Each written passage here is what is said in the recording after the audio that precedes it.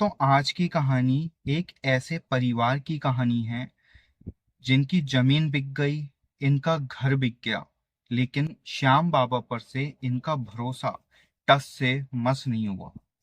और बाबा की ऐसी कृपा हुई कि कुछ सालों में इनको 10 करोड़ का मालिक बना दिया। दोस्तों, ये कहानी है आर्यन की, जिनके पिताजी का नाम है अभय और माँ का नाम है अंजलि। आर्यन का एक छोटा भाई है जिसका नाम है रुद्र। रुद्र आर्यन से 4 साल छोटा है और ये परिवार जयपुर में रहता था। अभय अपनी दाद लायक जमीन में ही खेती किया करते थे। इनका कभी भी जॉब में मन नहीं लगता था, तो खेती से जितना भी पैसा आता था उसी से अपने घर का खर्चा करना, बच्चों की पढ़ाई लिखाई, ये सब वो देखा करते थे। पैसे इतने ज्यादा भी नहीं थे लेकिन इतने कम भी नहीं थे कि गुजारा ना चल पाए। इनका गुजारा अच्छे से चल जाता था। आर्यन धीरे धीरे बड़ा हुआ, उसने अपनी 12वीं पास कर ली और उसको बीटेक करना था। अब अभय के पास इतना पैसा नहीं था कि उसको अच्छे कॉलेज से वो बीटेक करवा सके, तो इन्होंने बैंक से 4 लाख रुपए का लोन ले लिया और लोन लेकर अपने बेटे आर्यन को इन्होंने पढ़ाई करवाई। आर्यन का नेचर ऐसा था कि उसको भी अपने पिता की तरह जॉब में बिल्कुल भी मन नहीं लगता था।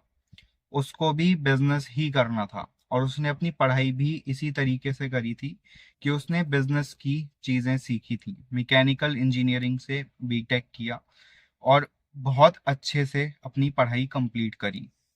पढ़ाई कंप्लीट करते ही आर्यन ने बिजनेस करने की ठान ली और अभय ने भी आर्यन को मना नहीं किया कि तू बिजनेस नहीं करेगा, नौकरी करेगा, क्योंकि उनका भी कभी मन नहीं लगा जॉब में। तो वो भी इस बात को अच्छे से समझते थे और उन्होंने आर्यन का साथ दिया उसको बिजनेस करने में। आर्यन ने मैकेनिकल इंजीनियरिंग से रिलेटेड ही बिजनेस शुरू किया। ये जो बड़ी बड़ी फैक्ट्रीज होती हैं, इसमें जो मशीनरीज होती हैं, इन मशीनरीज के पार्ट्स सप्लाई करने का काम शुरू किया। नट बोल्ट्स, छोटे छोटे पार्ट्स जो कि मशीन में यूज होते हैं फैक्ट्रीज के अंदर। आर्यन ने ये काम बहुत ही बेसिक लेवल से स्टार्ट किया, जीरो से शुरू किया और देखते ही देखते एक आध साल में इनको अच्छे ऑर्डर्स मिलने भी लगे लोगों से। इनको बड़े बड़े ऑर्डर्स भी मिले। जब बड़ा ऑर्डर मिला 4 लाख का, 5 लाख का, तो इनके पास इतना कैश फ्लो नहीं था कि ये इतना बड़ा ऑर्डर पूरा कर पाए। उसके लिए इन्होंने फिर से कर्जा ले लिया और कर्जा लेकर के इन्होंने शुरू शुरू में अपने एक दो ऑर्डर्स पूरे किए। फिर इनको और ज्यादा ऑर्डर मिला और इन्होंने फिर से मार्केट से और पैसा उठा लिया ऑर्डर पूरा करने के लिए। इधर जो अभय ने 4 लाख रुपए का लोन लिया था, उसकी भी ईएमआई चल रही थी। तो आर्यन और अभय दोनों ने मिलकर के सोचा कि अब जो पैसा आएगा ऑर्डर का, उससे हम पहले एजुकेशन का लोन निपटा देंगे।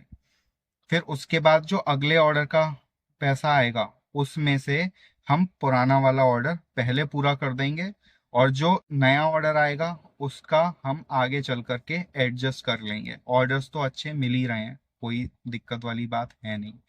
इन्होंने ऐसा ही किया। इन्होंने जो मार्केट से पैसा उठाया था उससे पहले अपना लोन पे कर दिया। अब होता क्या है कि जैसे जैसे महीने बीतते हैं, इनके जो बड़े बड़े ऑर्डर्स थे वो अब छोटे छोटे ऑर्डर्स में तब्दील हो जाते हैं।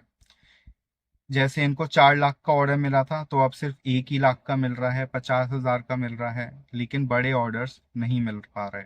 इससे हुआ क्या कि इनके जो पुराने ऑर्डर्स पड़े हुए थे पेंडिंग, वो कंप्लीट ही नहीं हो पा रहे। अब फैक्ट्री से बार बार कॉल आने लग गए कि हमारा माल कब भेजोगे, हमारा माल कब भेजोगे।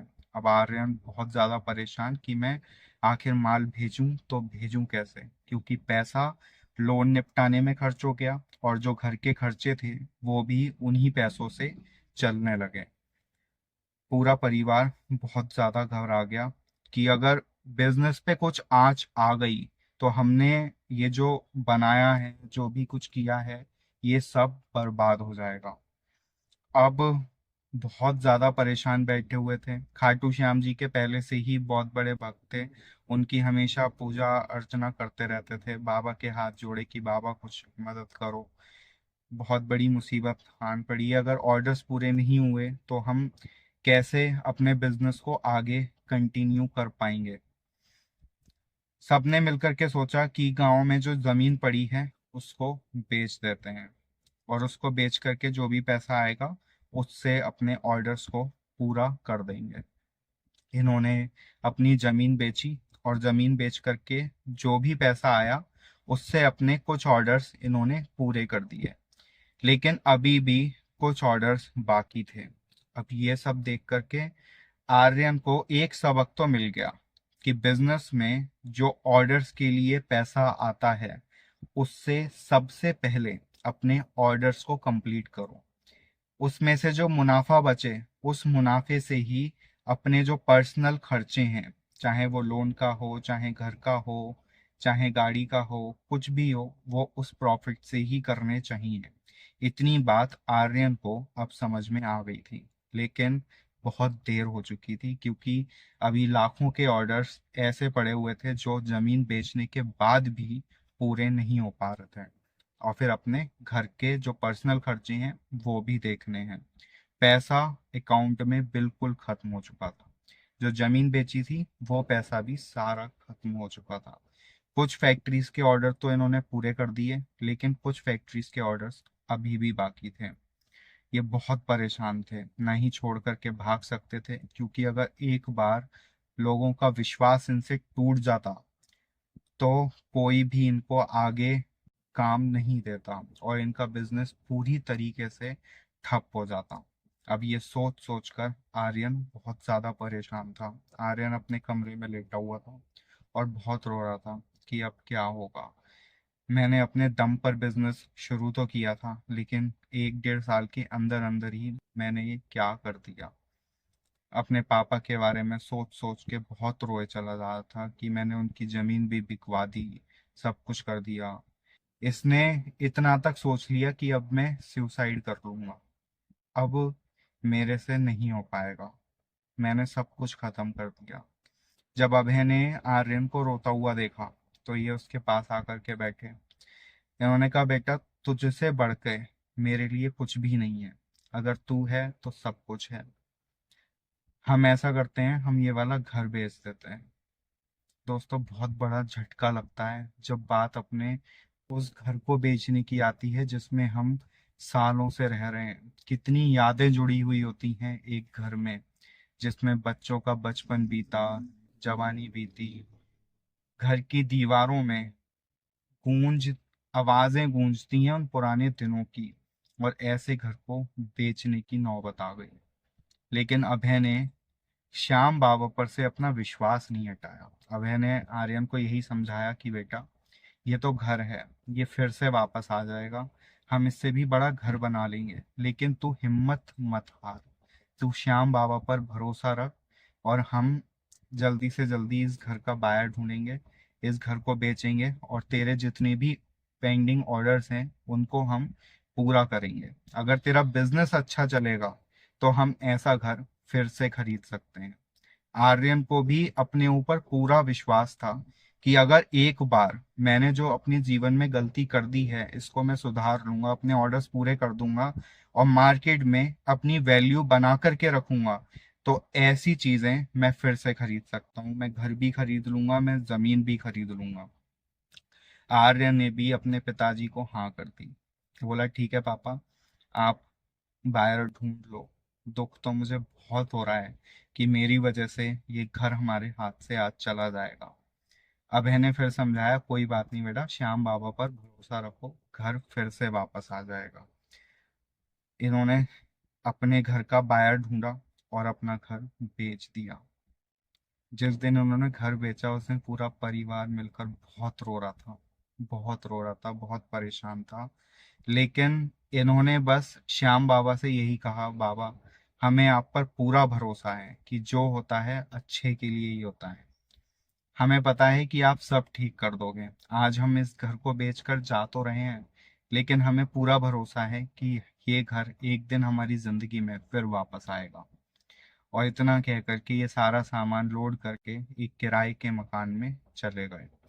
आर्यन ने इतनी चीज तो सीख ली थी कि आगे से जब भी कोई ऑर्डर मिलेगा और उसके लिए मैं मार्केट से जब भी पैसा उठाऊंगा, उस पैसे से सबसे पहले अपना ऑर्डर पूरा करूंगा। उसमें से जो मुनाफा बचेगा, सिर्फ उसी मुनाफे से जो भी खर्चे होंगे वो खर्चे करूंगा। इसी तरीके से अब कहानी आगे चलती है। ये किराए के मकान में रहते हैं और अपने बिजनेस पे कोई भी आंच नहीं आने देते। अपनी जमीन से हाथ धो बैठे, घर से हाथ धो बैठे, लेकिन बिजनेस से इन्होंने कोई भी रिस्क नहीं लिया और वो बिजनेस बहुत अच्छा चलना शुरू हो गया। इनको फिर से बड़े ऑर्डर्स मिले, लेकिन अब की बार पुरानी वाली गलती इन्होंने रिपीट नहीं करी। आर्य ने अपना पूरा दिमाग अपने बिजनेस में लगा दिया, दिन रात मेहनत करी और बिजनेस के जो भी ऑर्डर्स थे वो समय पर पूरे किए। एक दिन का भी डिले नहीं हुआ माल पहुंचाने में।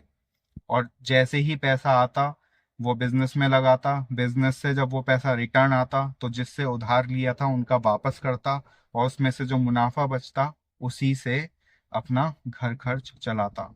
ऐसा करते करते जब 4-5 साल बीत गए तो इनका वही बिजनेस उठ करके 10 करोड़ का पहुंच गया। आर्यन ने अपना जो साल का टर्नओवर है उसको 10 करोड़ तक पहुंचा दिया। अब ये अपना वो पुराना वाला मकान तो वापस नहीं खरीद पाए, क्योंकि जिसने उस मकान को खरीदा था वो वापस बेचने को तैयार ही नहीं था। लेकिन अभय ने श्याम बाबा पर भरोसा करके दूसरा मकान खरीदा और उस मकान को फिर से घर बनाया, और सभी लोग आज हंसी खुशी उस मकान में रहते हैं। दोस्तों, इतनी बड़ी मुसीबत अगर हमारी जिंदगी में ऐसी कोई मुसीबत आती है तो विश्वास डगमगा ही जाता है। हम अक्सर कहने लगते हैं कि हम तो भगवान की इतनी पूजा करते हैं, हम तो श्याम बाबा को बहुत समय से मानते हैं, लेकिन ये हमारे साथ क्या हो गया, हमारा तो मकान बिक गया, हमारी तो जमीन बिक गई।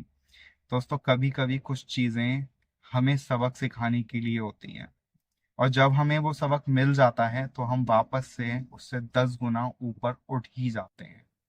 दोस्तों, कभी बाबा पर अपना विश्वास कम मत होने देना। जय श्री कृष्णा, जय श्री श्याम, राधे राधे।